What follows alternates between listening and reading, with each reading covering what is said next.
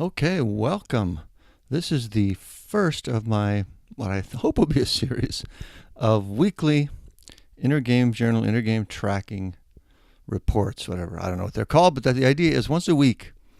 I just did a 30-day challenge, and I reported in every day, and I really enjoyed that, but it seemed like it might be too much. Wasn't that interesting? A lot of days. So I'm going to try just once a week for a while and just take a look at my tracking sheet and talk about what the week was like. And the idea is hopefully that will be of help to you and just sort of seeing how easy it is to do these and how much help they provide in information and momentum and all that stuff. So we'll start out. This is the first one. This is June 29th, 2018. Of course, the big news this week was that I finished my 30-day challenge. Normally, and this is for those of you on the podcast, this is a video post so you can see my tracking sheet. Normally, I wouldn't show you this much of the back, the full month or month and a half almost here. But I wanted you to see the whole thing for now. I have another post that really will delve into the challenge itself, a review of all that. But I just wanted you to see it because it's a beautiful thing. Completely finished it this week. Pretty big deal and a lot of good lessons from it. Check out that other post for that. And like I said, there's the daily recordings for that whole 30-day period too. So those are, I think, interesting. So the big thing now is what happens next. That's the big sort of mental questions I'm struggling with, trying to sort out. And I've got kind of an idea finally now. My main idea is, and by the way, this is just going to be talking about this range here, the last week, officially the 22nd to the 29th. But anyway, what comes next? I'm going to stick with most of these things. I just found they were so helpful. The daily walk and run alternate, that really worked great for me. It used to be that running most of the time and then taking some days off worked well for me, but it doesn't work so much anymore. I think maybe it's as I get older.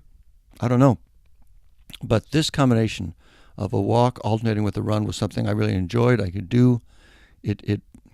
The days that I felt like a run, the night before, a lot of times I'd feel like, there's no way I'm going to be strong enough for this tomorrow. But I was able to do it. That walking day gave me that rest. And then the next day, the walk was very welcomed as a break from the run. And I was in good enough shape for the run after that. And the other part of that is, okay, so you could just take a day off, right?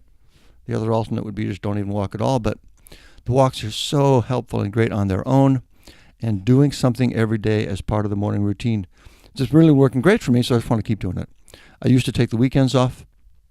Not going to do that. I'm just going to try and stay with these two. Same thing with these three, the push-ups, the sit-ups. Oh, they're over here, sorry. That's funny. Pull-up, push-up, sit-up. 30 days straight of that's incredible. I've never done anything like that before. I feel so much difference in my body and my strength, and it's gotten easy enough now that I can do it. In the past where I would do it, every couple of days, every 3 days, every time I would do it, there'd be a lot of resistance to doing it. It would feel like it was going to be too uncomfortable, too difficult, even though it wasn't. It's kind of psychically, unconsciously, there was always resistance to it. But now, after this 30 days, I'm not feeling that. I'm drawn to it, and I like doing it first thing in the morning. Excuse me. So I want to stay with that too. The focus sitting, same thing. I've never done a 30-day stretch except for the first time I started up with this again several years ago. You feel the difference big time, and it's just the big lesson here probably for me is how much I enjoy this solid morning routine. It's just been great, so I'm going to stick with it. I'm not going to make it official. I'm not going to set up an official challenge, meaning if something comes up where I got to take a day off, I'm not going to freak out about it. But what I've basically done is I've changed my intention. My intention around these things used to be partial. The focus sitting was 5 days a week at best. The push-ups, the calisthenics, the intention was, every other day maybe. The running and walking 3 or 4 times a week was the intention. That was my goal. And now I'm going to set my goal for every day because it just feels better. If I miss a little bit, I'm okay with that. But I've changed my intention. That's the big point there. The same thing, I guess, with no news. I just have gotten into a rhythm with it. It's better for me to avoid it. I'm going to stay with that. Coke. Now, this is an interesting one. If you remember, Coke was one of my biggest addictions, right? Is my biggest one. The biggest win in this period was staying off of that for 30 straight days. That was incredible. So here was my last day, but I had 2 more days in a row, and probably today I haven't been knocking these out in advance because I'm afraid. I shouldn't say afraid. I'm not totally sure that I won't have one today, so I'm waiting to see how it goes. But you'd think I would have had one, and I thought I would. I kept thinking, I'm looking forward to having a Coke on that last day because there were some days in here where I wanted one so badly. But what ended up being true was that by the time I'd gotten off of it so long, I don't know, it doesn't feel good to have one. It still feels like a slip to have one. So I was like, well, I don't feel like I need one today. Why would I have one? It's not like I like them, right? I don't actually like the taste of them. I don't like the feeling of caffeine in me, which is it's even one more thing to think about. Why am I so addicted to it if I don't even actually like it? That's another subject, I guess. But so I got to the point where I was technically free to have them. Last few days, I still haven't had one. May not today. I don't know. I'm a little short of sleep, though, so it's possible. But that was interesting. So my intention there, I'm going to try and stay off that, too. Now, the desserts, that was another story. You can see here, I got through. I think you already knew. Well, you wouldn't know unless you were tracking those, but I did skip these intentionally. We were out of town on a trip. I skipped one there because we opened up our new restaurant in town. Not ours, but our town opened the new restaurant, and we went out and had some little dessert there. So those are my official failings and slips in that 30-day challenge were those desserts there. This was intentional. This was not so much. But as soon as I got free at the end, boom. I just missed them. The whole family was rooting for me this whole time, so they were excited to celebrate with me this day. Not only did I have desserts, but I also had pizza. That's right. I should take that off. This, I never mentioned this, but the coloring in on this side is basically, am I on my no-carb or low-carb program or not? So I guess here I should have taken those off too. Probably will. Yeah, we'll do that. I'm operating one-handed here, so I've got to do them one at a time. So I ate pizza and stuff on the road. And I was just, again, I knew I would. That was fine. So there we go. And by the way, that's how easy it is to change those. That's how I mark them. I select the cell. I set the color. So yeah, as soon as I got off, as soon as I got to the end, it was celebration time. I had dessert and pizza and bread and stuff like that I don't normally eat these 2 days. And it was good and it was enjoyable. I'll tell you what, last night right here, I observed myself getting into my addictive habit there. We had a beautiful dessert. Oh my God, it was so good. The strawberry topping on some vanilla ice cream and some almond cookies. It was just simple, incredibly good, totally satisfying, good portion. Yum, right? So I have it. And then about 10 minutes later, I sneak 3 more cookies. It's not the end of the world on itself, but it represents that sort of slippery slope for me. When I let myself have these things that I really crave, when I let myself have them sort of on a day-to-day, moment-to-moment basis, the appetite's just too strong. A lot of times, especially in the evening. I'm sure that's true for a lot of people. So the lesson here for me is bright lines, meaning you're in or you're out. Work way better than just, we'll see. So today I'm back on. You can see this here. It says back on, no dessert. Okay, my rule is I can have 1 bite. But that's my lesson there. And I don't feel good about it. It's pleasing, but it's not like it makes me really happy or anything. So I'm going to come back on that, at least see how it goes. Now, the trick is tomorrow we're leaving out of town for a week on the road, super hard. So we'll see how that goes. But my intention is now to get back on no just full dessert sweet bread stuff. Just back on the low-carb program. Oops, what the heck happened there? Oh, I don't want to do that. Oh, crumb. Well, so much for that. I don't know how to get... Oh, let's come back here. Maybe that's it. That was hilarious. Okay. There we go. All right. So that's the report for this and what's coming next. The other thing is I am thinking now, I am going to start a 30-day challenge again, another one. But not for all these. I'm just changing my intentions here, and I'm going to basically let them go with the exception, meaning I'm going to let them go as situations dictate, except I'm going to try and keep the bright line on the food. But pretty soon, I'm not sure exactly when, maybe Monday, I'm planning to start a 30-day challenge on no butter. I am crazy addicted to butter, salty, fatty things, almost as much as Coke. we'll see how it goes. I might even find out it's more. So I'm going to switch from butter to olive oil and salt, which I like, and it's a good alternate. Most of the time it works fine. We use bacon grease for cooking eggs in the breakfast. Here's how bad it gets. I eat butter like it was dip. I will take other food and literally dip it in butter. Chunks and chunks and chunks of butter. It's terrible.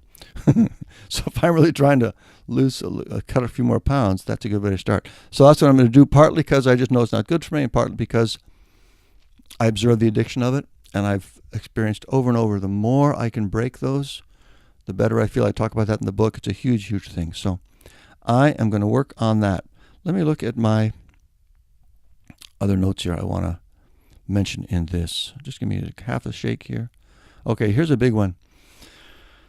There's a big overall lesson, I think, in this, especially when I talked about my intentions changing, right? Used to have intentions for more of a partial rhythm on these, and now I am going with full 7-day-a-week intention. The big point there is that any way you set your routine, your tracker, it's just an experiment. You're just trying it. What works for me right now at this point in my life?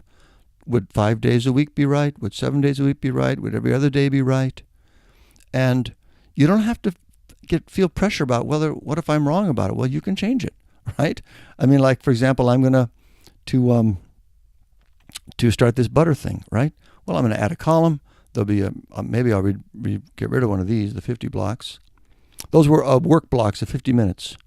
I'll talk about those in another post, but I'll add a column for butter.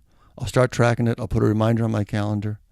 And after 30 days, we'll see. Do I want to keep tracking it? How did it go? Do I want to forget about it? Is it fine now? You just use these.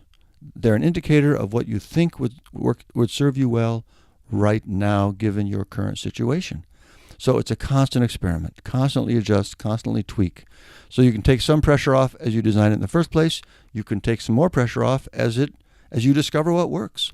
If you're discovering, it's just 5 days a week isn't good enough, great. You know that now. So you tweak it. And another thing is it will change at different periods of your life, even when you get one dialed in for now. Don't feel bad if you discover it's not working for you at some other period of your life. That's the way life goes, and that's the way the tracking works. You constantly adjust and tweak to see what works for you. Don't worry about it. As far as this challenge, another thing I want to say about the challenge is 30-day challenge seems to be a good length. 7 days is a good, it's a good accomplishment, especially with like a big addiction. To break something for 7 days is pretty great. But 30 days is where you really start to feel, and you probably heard this elsewhere, but you really start to feel a new normal, like this no Coke thing and this doing the morning routine thing. After 30 straight days of doing this, it feels weird not to do it.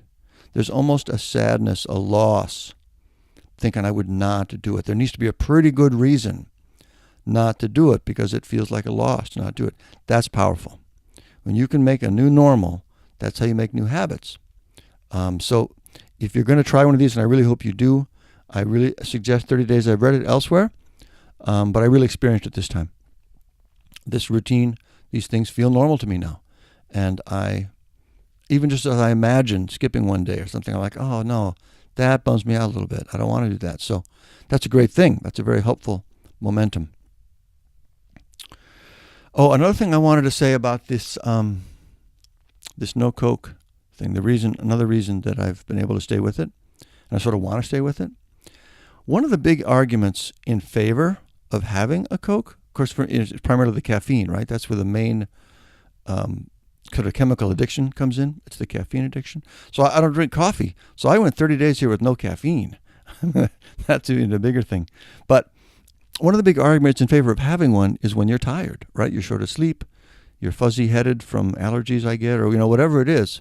And it's a pretty good argument. Crap, I'm so tired, my God, I really need some caffeine. Well, when you go 30 days through some days where you really did, it was powerful, so tired, barely keep your eyes open, but you still didn't do it, well, that argument doesn't really hold much weight anymore.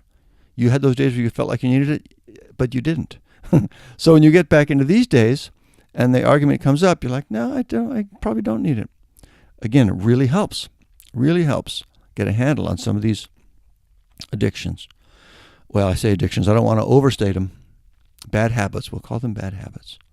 All right. So anyway, that was an awful lot. There won't be that much to talk about in future reports. I kind of folded in my thoughts and lessons from this whole thing, the whole 30-day challenge. Future weeks, it'll just be about the previous week. So let's just say this week, you can see I was super solid in here, except for these two, which was my celebration day. That was a little pre-slip.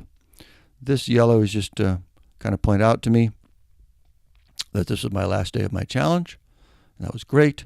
By the way, these little numbers in here, my intention with my exercises, pull up, push up, sit up, is 10 pull-ups, 20 push-ups, 10 sit-ups. But I'm starting to push that up a little bit. You can see it. So that's why I'm putting these numbers in here. These days were 12, 25, 12. But today, oh, by the way, I had a run in there today. I didn't. 10, 20, 10. So that's fine. That's another thing I like about that is I can have a couple different levels of exertion. If I'm feeling really strong, I'll try and bump it up. If I'm feeling normal and I want to dial it back a little bit, I can do them, but I can do them at a lower level, and that feels totally fine to me. Does not feel like a slip, and it's not a slip. Anyway, that's what this is about. This open was, like I say, it's for maybe today. My intention is to not have it today, but we'll see. I'm a little sleepy. I'm open to it. And then the big challenge is going to be this coming week, because we're leaving tomorrow for 7 days. Can I find a place to do pull-ups, for example? That's hard on the road sometimes. Hotels don't usually have a bar for that. Can I get up in the morning when we're all in one hotel room and get the sitting and the stuff in and all that? No news, probably not a problem. Coke, probably not a problem. Dessert, we'll see. Staying on the food thing. Food's hard on the road. We'll see how it goes. That's the report. A little bit long. Hope it works for you. And we'll talk to you next week.